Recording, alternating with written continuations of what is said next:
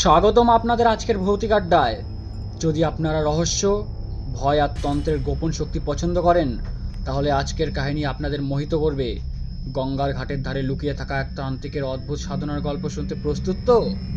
অশরীরীর ছায়া, আগুনের মন্ত্র আর অঘরী শক্তির লড়াই সব কিছু একসাথে নিয়ে হাজির হয়েছে অঘরীর ছায়া। পর্দার আলো কমিয়ে মনকে শক্ত করুন, কারণ আজকের যাত্রা আপনাদের নিয়ে যাবে এমন এক দুনিয়ায় যেখানে ভয় আর সাহসের সীমারেখা মিলিয়ে যায়। চলুন শুরু হোক তান্ত্রিকের রহস্যময় কাহিনী। রাত তখন ঘনিয়ে এসেছে। গঙ্গার ঘাটের ওপরে অদ্ভুত এক নীরবতা নেমে এসেছে।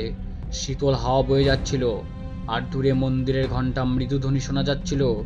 এই সময়ে সাধারণ মানুষ ঘরে ফেরার তাড়ায় থাকে, কিন্তু এক ব্যক্তি তখন নদীর ধারে ধ্যানমগ্ন, তার গায়ে ছাই মাখা, চোখে লাল কণার মতো জ্যোতি।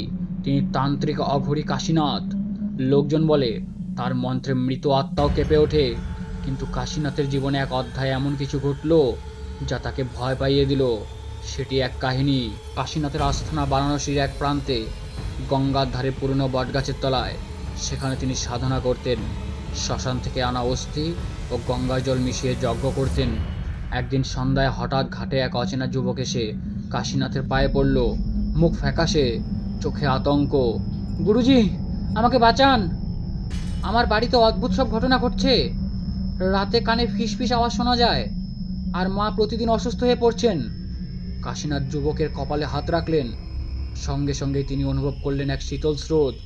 যুবকের গায়ে কোনো অশুভ শক্তির ছায়া লেগে আছে। তোমার বাড়ি কোথায়? শহরের উপকণ্ঠে, পুরনো বাগান বাড়ি। কাশীনাথ বুঝলেন এ ঘটনা তুচ্ছ নয়। তিনি সঙ্গে সঙ্গে যন্ত্রমন্ত্রের পুটুলি নিয়ে যুবকের সঙ্গে রওনা দিলেন। বাড়িটা ঘন গাছপালায় ঢাকা। চাঁদের আলোয় সেটি যেন আরো ভয়ঙ্কর লাগছিল। ভেতরে ঢুকতেই কাশীনাথ টের পেলেন বাতাসে এক ধরনের পচা গন্ধ, সঙ্গে সিঁড়ি দ্বারা বেয়ে ওঠা ঠান্ডা স্রোত। ঘরের কোণে বসেছিলেন এক বৃদ্ধা মহিলা, যুবকের মা। তার চোখ আধ খোলা, ঠোঁট নীলচে। হঠাৎ তিনি কাঁপতে কাঁপতে ফিসফিস করে বললেন, সে এসেছে, কালো ছায়া, জানালার কাছে। কাশীনাথ জানালার দিকে তাকালেন। বাইরে কালো অন্ধকারে যেন একটা অবয় দাঁড়িয়ে। মুহূর্তের মধ্যেই সেটি মিলিয়ে গেল। তান্ত্রিক মন্ত্রপাঠ শুরু করলেন। ঘরের কোণ থেকে শো শো শব্দ উঠল। বাতাস ভারী হয়ে এলো। যুবক আতঙ্কে কাঁপছিল, কিন্তু কাশীনাথ দৃঢ় কণ্ঠে বললেন, ভয় পেও না। এ শক্তি তোমাদের পুরনো জমির সঙ্গে জড়িত। কেউ এখানে অন্যায় মারা গিয়েছিল। কাশীনাথ বাড়ির চারপাশে প্রদীপ জ্বালিয়ে এক বিশেষ যজ্ঞ শুরু করলেন।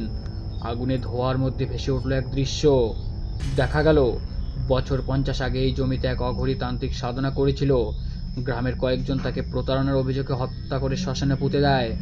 তার আত্মা শান্তি পায়নি এখনো, আজও প্রতিশোধের আগুনে জ্বলছে। কাশীনাথ বুঝলেন এই অশরীরী শক্তি আসলে সেই তান্ত্রিকের আত্মা। সে চাইছে তার অর্ধসমাপ্ত সাধনা শেষ হোক এবং মৃত্যুর প্রতিশোধ নেওয়া হোক। রাত গভীর হলে হঠাৎ ঘরের ভেতর বাতাসের ঝড় বয়ে গেল। প্রদীপ নিভে গেল, আর দরজা জানালা নিজে নিজে বন্ধ হয়ে গেল। অন্ধকারে যেন কেউ হাসছে, একটা কর্কশ গম্ভীর হাসি। কাশীনাথ মন্ত্রের তেজ বাড়ালেন, কিন্তু সেই হাসি আরো তীব্র হলো। যুবকের মা হঠাৎ দাঁড়িয়ে উঠলেন। তার চোখ লাল হয়ে গেছে। তিনি কাশীনাথের দিকে তাকিয়ে কণ্ঠ বদলে বললেন, তুই কে? আমার সাধনায় বাধা দিচ্ছিস? অঘরীর আত্মা তার শরীরে ভর করেছে। কাশীনাথ তাড়াতাড়ি পবিত্র ছাই ছিটিয়ে দিলেন এবং ত্রিশূল দিয়ে মাটিতে চিহ্ন আঁকলেন। তুমি মুক্তি চাও নাকি প্রতিশোধ? কাশীনাথ জিজ্ঞাসা করলেন। আত্মা গর্জে উঠল, আমি আমার শেষ যজ্ঞ সম্পূর্ণ করব। কাশীনাথ বুঝলেন আত্মাকে শান্তি দিতে হলে তাকে যজ্ঞ সম্পূর্ণ করতে হবে, কিন্তু যদি সে রোষে ফেটে পড়ে সব ধ্বংস হয়ে যাবে। তিনি আগুন জ্বালালেন, মন্ত্রপাঠ শুরু করলেন। যুবককে বললেন, ভয় পেও না, মাকে আঁকড়ে ধরো। মন্ত্রের তেজে ঘরের ভেতরে সোনালি আওয়াজ ছড়িয়ে পড়ল। আত্মার কালো অবয় ধোয়ার ভেতর স্পষ্ট হলো। তার চোখে আগুন, কিন্তু মুখে বেদনার রেখা।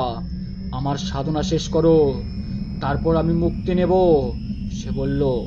কাশীনাথ অগ্নিতে অশোক পাতা, গঙ্গা জল ফেলে যজ্ঞ সম্পূর্ণ করলেন। মুহূর্তের মধ্যে আত্মা ধীরে ধীরে মিলিয়ে গেল।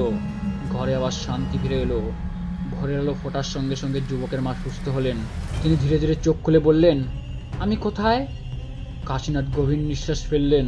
তিনি জানতেন এ লড়াই শেষ হলেও এরকম শক্তির সঙ্গে সম্পর্ক রাখা বিপজ্জনক।